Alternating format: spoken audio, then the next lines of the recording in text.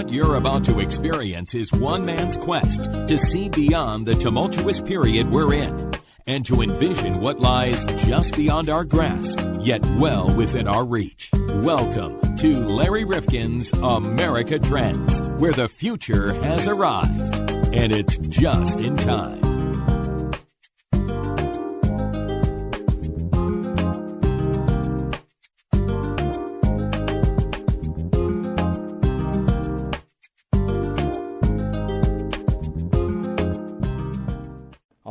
Welcome back to America Trends podcast. John Krofsick, Larry Rifkin at your ready. And John, I want to ask you, who was the 16th president of the United States? Yeah, you know, I failed. They gotta send me back to Russia.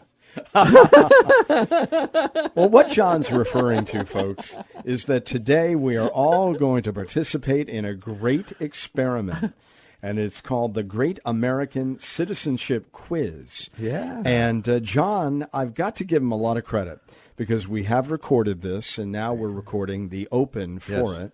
And John was quite a soldier. You were quite a trooper. Except I found out I'm not as smart on this as I thought I was. Wait a minute. Shh. I thought you were going to edit all that out. See, John takes the controls here. I gotta leave some of that in. You're going to leave some of it in? Yeah, you know, I mean, hey. Because you did redeem yourself. I did. I got some redemption. No, you did. And we really wanted to understand, you know, the role of citizenship. We're all talking about, well, who really belongs here? And how difficult or easy should we make it? What kinds of new talents do we need? And how well should people really understand this kind of experiment that we've got going here in a democratic republic and what their responsibilities are? The unfortunate part is a lot of Americans, I don't think, understand. Yeah, I'd say so. I mean, really, so if most really Americans born, bred, raised, and educated in the United States, John, I want to ask you this, and you got to be honest with me. If we gave them the quiz that Solomon Skolnick has given to us, and this is newly revised and updated, how many, or as a percentage, what percentage of Americans would pass this thing? I don't think too many would. Well, you know, someday we're going to have to go out and test it. I think. Well, we were going to do that, which would have been interesting. I think we got to go back and do but that. But instead of bringing in a panel of people and making it Jeopardy, where I could play Art Fleming. Oh, wait, I'm going way back, aren't I? Yes. Don Pardo. Instead of doing that, we used John as our guinea pig. But, you know, I thought I was a little more up on this than I really was. And I would imagine most people can't pass this quiz. So. And by the way, this is the test. Get this book that people who want to be naturalized in the U.S., I mean, they really have to go through this. And, of course, they often take a course or they study on their own. And there's lots of things about our basic ideals, our values, our rights, responsibilities that they have to bone up on. And they have to know some history. They have to understand the separation of powers. I mean, this is stuff that's complicated because you say to someone, how many members are there in the U.S. Senate? And they're like, oh, I think that was one that stumped you. I don't remember. Well, the Senate or Congress. And there's 2 congressmen, so there's 100, right? Or well, no, 2 senators. Yeah. Oh, it's 2 senators. Yeah, it's still perplexing, isn't it?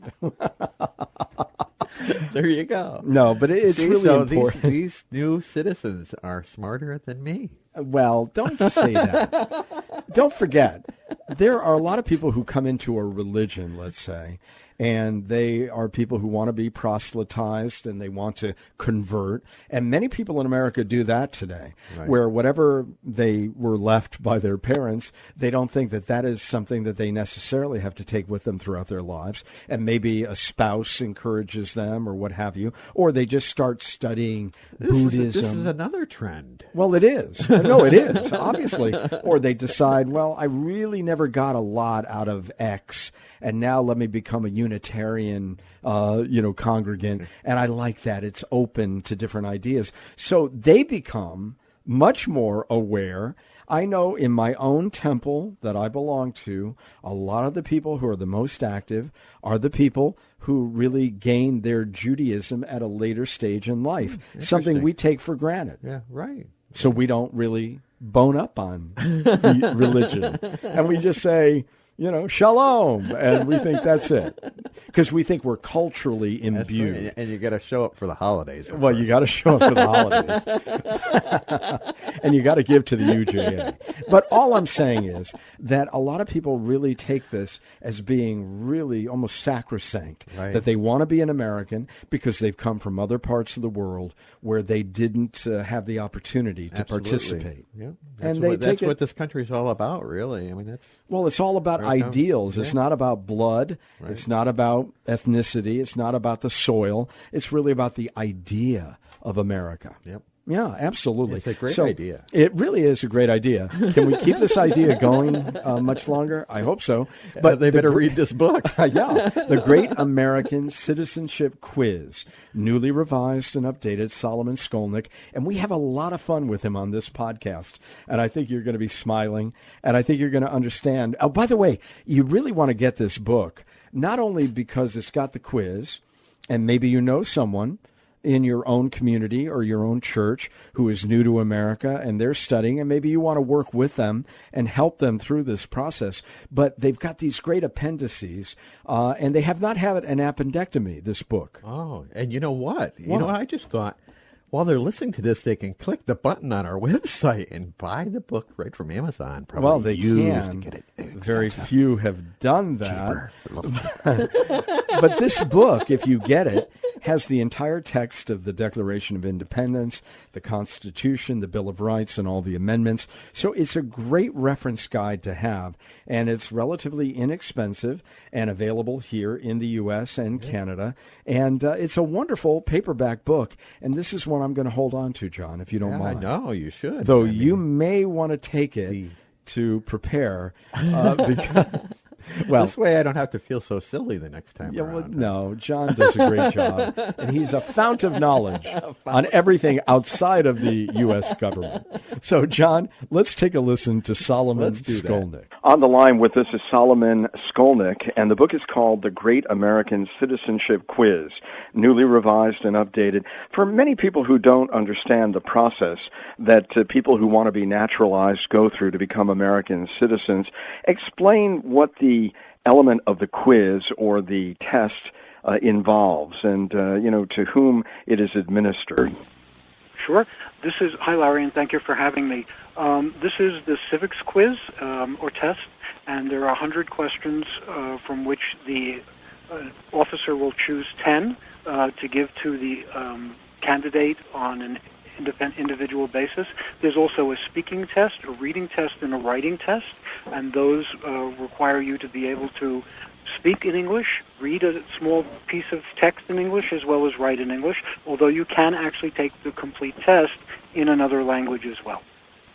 Now, when we look at this test, is there any other method of becoming a citizen of the United States without taking the test? In terms of naturalization, primarily this test is one of the major elements in that process. So in the pathways to U.S. citizenship, there may be other ways, but the most consistent way is somebody applying for citizenship and taking these exams as part of their process. How long do people generally have to prepare to get ready for this test? Well, in the sense that all of the questions are available on a website and many other places, one can prepare for as long as they need to. Then once they have the appointment for the exam, it's up to them to make the information that they remember occur as close as possible. When we think about this test, and if we administered it to many of the citizens of the United States, how do you think we would do generally? Has there been any testing of a blind sample of American citizens? Well, to the best of my knowledge, no, except amongst my friends and now many people on the radio and the newspapers. And if you look on websites, I mean, many of the major newspapers from time to time will pick up 10, 15, 20 questions and get people to see if they can actually answer them. And some of them are very, very simple and straightforward, and some of them, the subtleties of some of them will probably make people pause and think about it a little bit afterwards. Is there an area that people fall down on? If you only have to answer 10 out of 100 questions or so, could you get certain categories that are more difficult than others, almost like in Jeopardy? You could, although the officer who administers the test is allowed to choose the 10 that he or she wants to give you. So there really is no way. The way it's created is to force people to look at all 100, get a sense of government, history, civics, geography, and holidays, all of which are included in the 100 questions, and then it's up to the individual officer to determine how they're going to handle it. We'll return to this episode of America Trends in just a moment. If you like what we're doing here at America Trends Podcast, please don't keep it to yourself. I know there are a lot of people, John, who think, well, if I'm listening and somebody else wants to listen at the same time, maybe we're going to collide and they're not going to be able to hear us. Yeah. Is that the way the technology works? No, there's plenty of bandwidth. Everybody can listen at the same time. All right. Well, that dispels that myth. Now, you can do a number of things that would really be helpful to us. You could give us a kind rating or a review at Apple Podcasts, and that boosts what they consider to be our value and visibility. And what does that do, John? Well, that puts us in the forefront so that you can find us easier, and most important is other people can find us easier. And you can subscribe there or on our site, americatrendspodcast.com, or wherever you're listening, so we can alert you to new episodes of the podcast, which, by the way, we put out twice a week on Tuesdays and Thursdays. Or you can like us on Facebook or follow us where, John? On Twitter. On Twitter, that's right, where the world turns to hear fake news or whatever it is. Well, you can direct message us at Trends Podcast or using hashtag Trends Podcast. And you know, John, with our growing audience, and really it's been pretty remarkable, a lot of people just came to us the last month or two, and they might have missed earlier episodes. Can they get them again? They can look through them and pick the ones they want to listen to. They're all on the website, and a lot of them are up on iTunes, many of them. All right. Well, listen, there's lots of material to listen to. We hope you have the time, and we'll lend it to us because we try to make it worth your while. And thanks so much for listening. And tell your friends. We now return to this episode of America Trends. Now, how long has the United States been using this methodology? When we go back, and you have a lot about the founding of the country and the principles that it is built upon, did the founders really want it to be difficult for somebody to become a citizen? When was it we started adopting this process? Well, actually, this process is probably the most straightforward that we've used since the creation of the country. This has been around since the mid-'80s. Prior to that, in the 19th and 20th century, especially through the early 20th century, judges exclusively administered these tests, and they could ask any questions that they wanted. In 1906, the Federal Bureau of Naturalization began to oversee and try to standardize the tests, but again, they were given orally, they were administered by courts extemporaneously, and were never uniform across the various jurisdictions. So this was created in the 80s. The current version was revised between 2006 and 2008, and they did some testing in states to see if the tests created the kind of answers and responses they wanted, and then in 2009 it came into effect. Can this test or anything that determines citizenship, and I think I've answered this by the way I'm framing the question, be politicized? In the olden days it was certainly possible and often was. The way the questions and answers, the straightforward questions and the simple answers, I don't think so. It's pretty objective language. Things like how many amendments does the Constitution have? It's 27. No way to politicize that. What do we call the first amendments to the Constitution? The Bill of Rights. That's pretty straightforward. What is the name of the president? Donald J. Trump. I mean, one could politicize it by the way one says it, but in terms of the straightforward answers, no.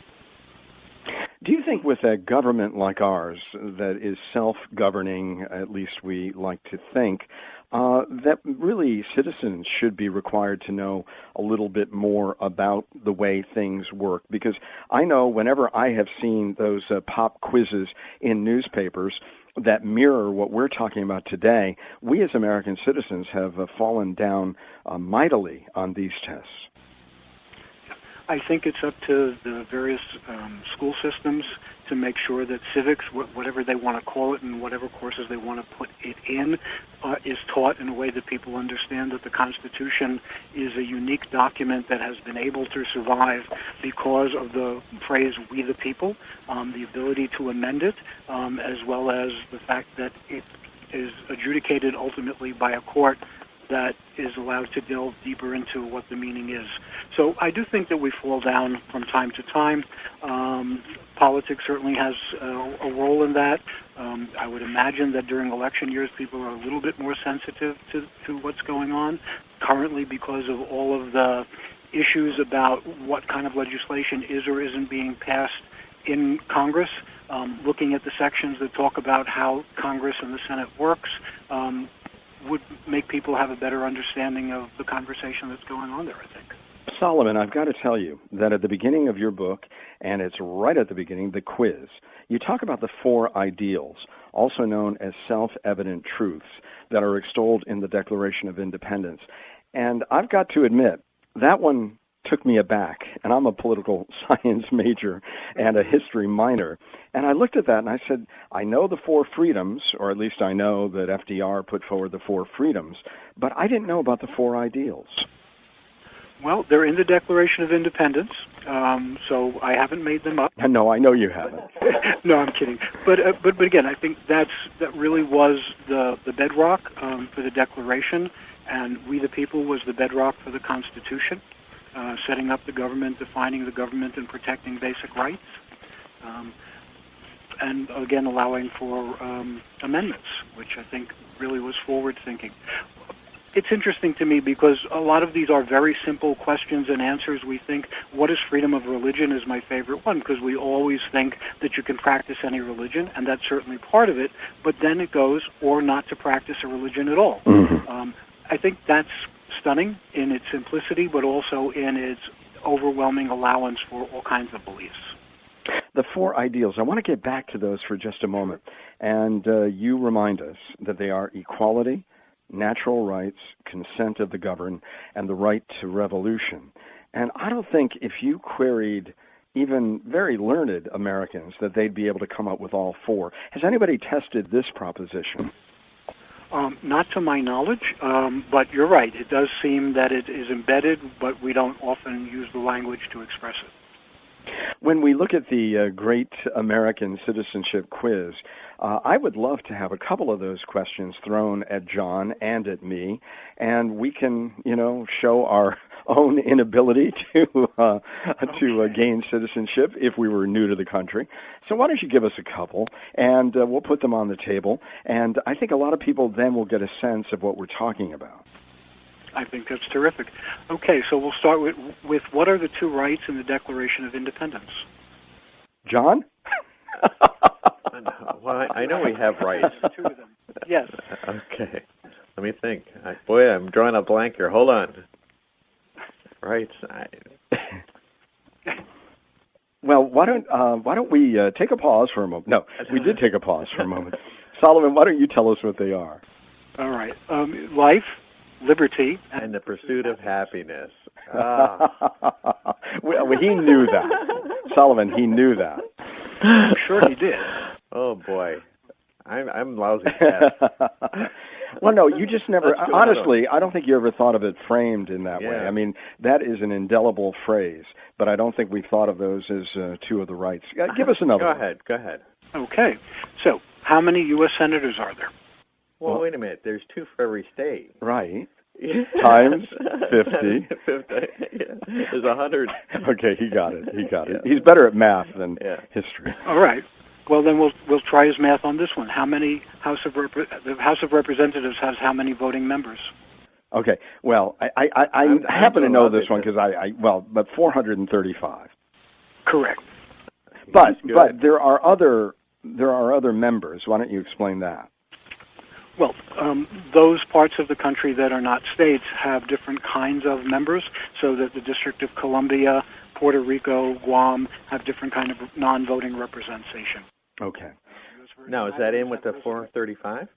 They're additional. No, they're additional. Okay. Yeah. Okay, give us one more, right, Solomon. Go ahead. Okay. Tom's going to win here. Yeah, but he's got the. Well, I have the book. He's got the book. He wrote the book, literally. Okay. Under our Constitution, some powers belong to the federal government. What is one power of the federal government? And you get a choice, 1 out of 5. Okay, so the powers of the federal government. Well, think about it, John. I mean, what are we fighting for? I think one of them might be this whole process of immigration. Oh, okay. And then treaties and defense of the nation. Solomon, are we close? You've got two are correct. Wow. Declare war. That Larry knows his book. Okay, well, that's 2 out of 5. Give us the other 3, though. Well, to create an army, which you would need in order to declare war, but again, they're trying to let you get close to the essence of it without tripping you up, and the other one is to print money. Okay, all right, to print money. Okay. Yeah, that's true. We often talk about that. Our state, believe me, if you could print money, Solomon, Connecticut would have to be doing that now to get out of the mess we're in. But, Solomon, let me ask you, though, we are fighting about this issue of immigration in America, obviously, and we've not been able to kind of wrestle it to the ground in many, many years. And Democrats and Republicans, to me, have both politicized this issue. And, of course, the citizenship quiz is all part of the whole immigration process. Is there any move afoot to make that process more difficult, or is that at all in the thinking of those who would like to restrict certain types of individuals, low-skilled, coming from perhaps countries that are poor? Is there any movement to make this quiz even more difficult in light of that? Okay. To the best of my knowledge, there is no plan at the moment to revise it. And again, the last time it was revised was a process that was thought of for many years and took 2 full years before they were able to test it, and then a 3rd year before they were able to publish it. So my sense would be that that's not the area they'd go into, because once somebody is at this part of the process, they are already in the country legally. You can't show up for this test if you're not legal. So I think this is one of the places that they're not going to go. So if they were to make immigration law comprehensive, then this test ultimately would be the end result of that long process. Yes, one of them. I mean, in other words, there are other elements, but the crafting of this test has always been a labor. But, you know, there is a history here of our manipulating immigration since the beginning of the creation of the country. And, in fact, in 1880, there was a Chinese Exclusion Act, which made it impossible for immigrants from China to come here because of the large Chinese labor force that was already here. And some version of that went on for many, many decades. So there have been, you know, opening and closing of the valves, both for various groups and various times, for as long as anybody can look back and remember. All right, John, I'm going to ask you another question, and this is a redemption question. All right, redemption. I need to be redeemed. Name 2 national U.S. holidays. National U.S. Well, isn't it President's Day, or would be the President's, right? Yeah, that's one. And what's another one? Let me think. National. Fireworks. Yeah, 4th of July. All right, good job. See, he redeemed With himself. help. Okay. I got to read the book now. I know. Okay, we elect a president for how many years? Oh my goodness. It seems forever, but it's 4 years. All right. See? You are on the road back. You really are. This is a remarkable book. It really is. The Great American Citizenship Quiz, newly revised and updated. Solomon, what have you revised and updated as part of this process? Because when did you do this first, or when was it that you originally did this? The first edition was 2005. We revised it in 2009 because we had to reflect an entirely new test. This has now been revised again, not only for elected officials, but we went through all of the quizzes and some of the historical information to make sure that we had up-to-date information, even as historians have looked backwards to see how various things have happened. So there have been some additions and subtractions from the quizzes. All of the elected officials should be more or less up to date, depending on what goes on. Of course. But we've done our best to reflect everything that's happened through the end of. Yeah, and I love it. I'm going to hold on to it. It's a great primer. You've got many documents, the U.S. Constitution, the Declaration of Independence. It really is a terrific guide. And as we look at it, what is it that you find most interesting? What was it that you had to inform yourself about in order to write this book? Well, after I got to each of the questions, I went back to find context because I wanted to make sure that what we were presenting as context was factual rather than mythological or invented. And so simple things like what happened on July 4th, 1776?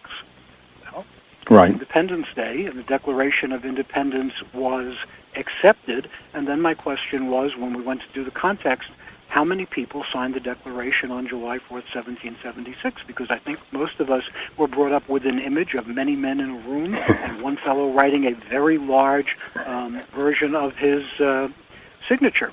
So my question to both... John Hancock. Yes, how many people signed the Declaration of Independence on July 4th, 1776? Okay. Well, John, let's confer on this. We had, 13 original colonies. states. Yeah. 13. Yeah. Would it be 13, you think? Okay. We're going with 13. That's the consensus answer. Okay.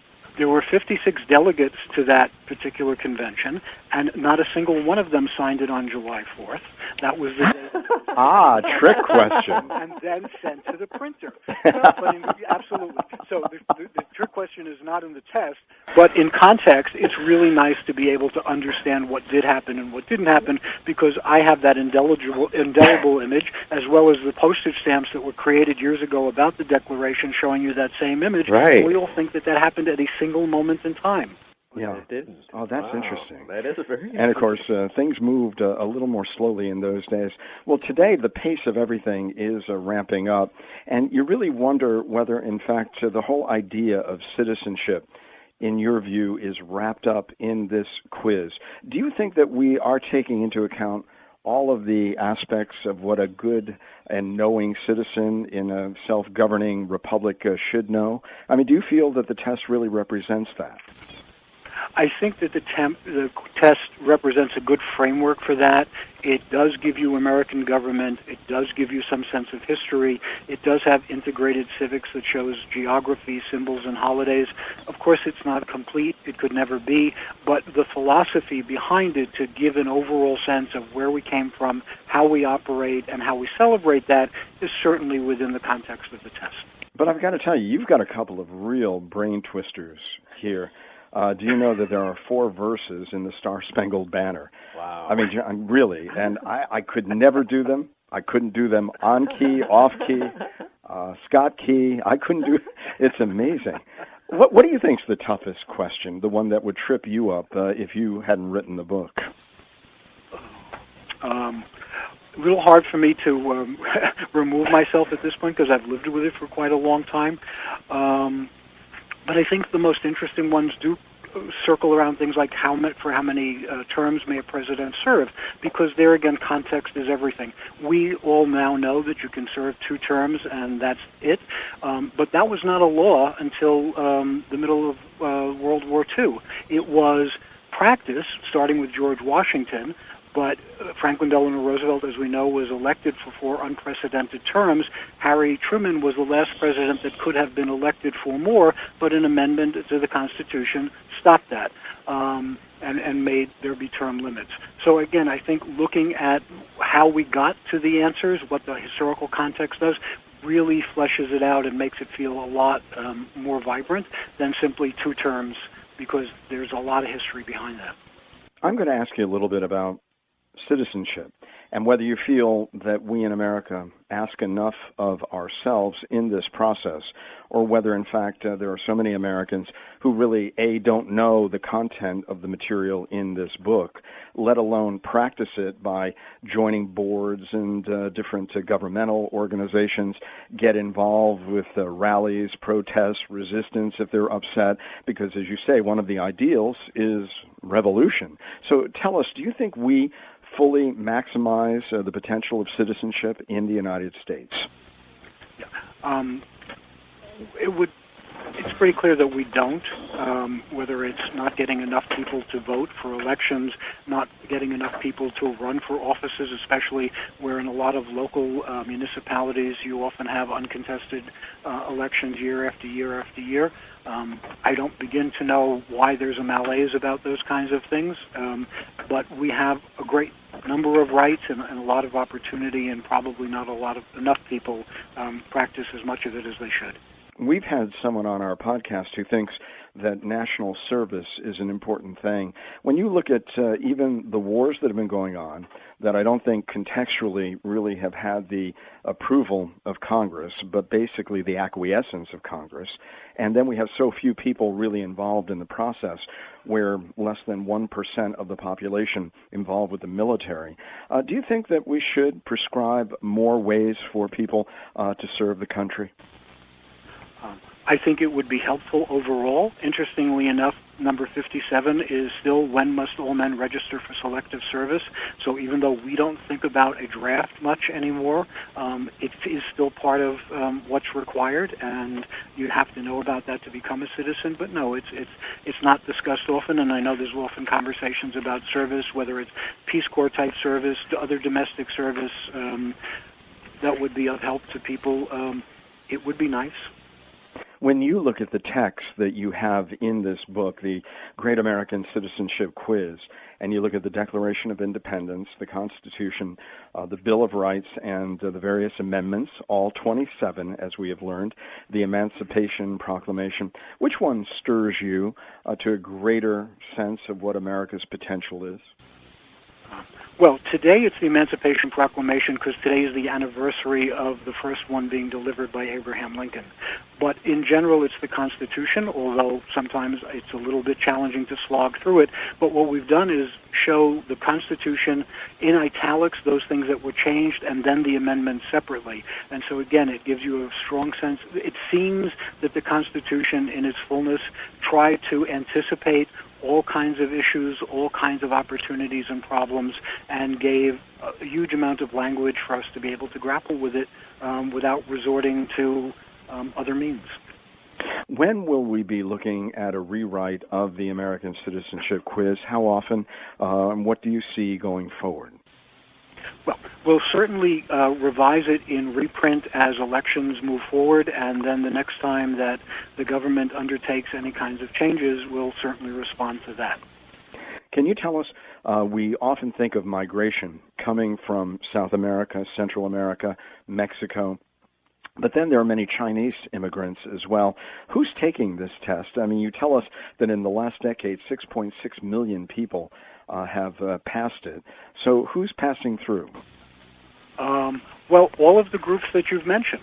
And again, there have been studies showing the ebb and flow from different places.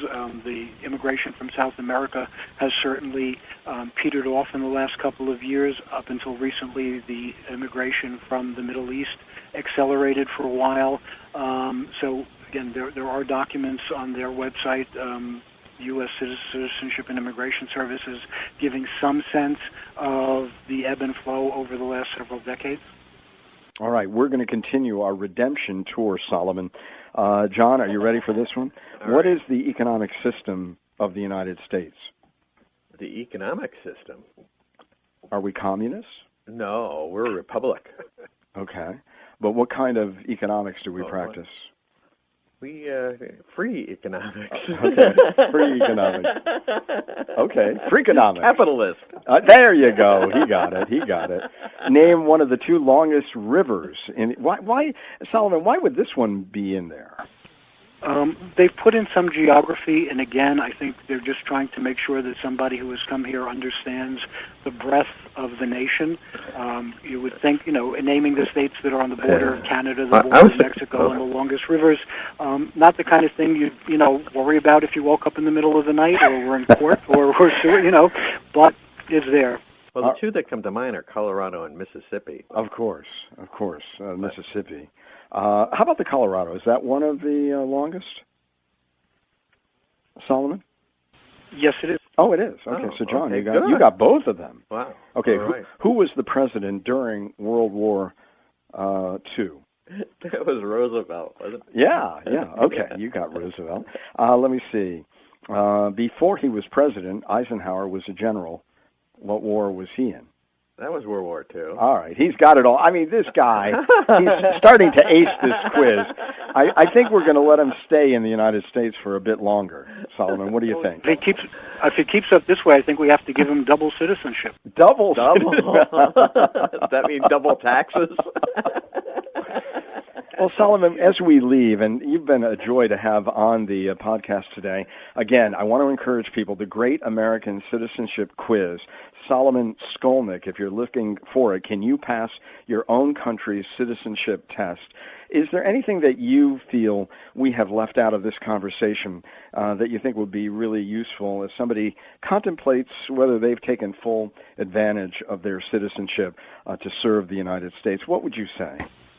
I would just say spend a little time reading the context, because once the history comes up in front of you, it makes you become more interested to understand certain elements, certain history, and then a context for what goes on now. I think people in their own time always think that they're under extraordinary stress or under extraordinary happiness. This gives you a context to understand it is very much cyclical. Immigration has been an issue for 200 plus years. The ebb and flow of our economics, the ebb and flow of people's enfranchisement with government. I mean, we have to remember every time we think about people not being active that there are more people and more types of people eligible to vote now than at any time prior. The folks that wrote the original Declaration and the Constitution, did not give their mothers, their daughters, their sisters, their wives, any of their female relatives or men who did not own property the right to vote. We've come a long way. All right. Well, thank you so much for coming by today. And just fun. remind people, it was a lot of fun, where it is they can pick up your book.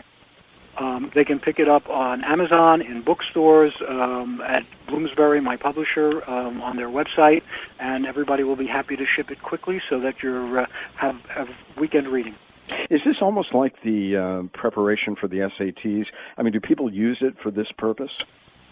Yes, in a lot of cases they do. And in fact, in addition to the questions and answers with context, we have a separate section right before the documents with simply the questions and the answers, so that somebody taking the test who wanted to make sure that they had a way of memorizing and remembering this information could do so very easily.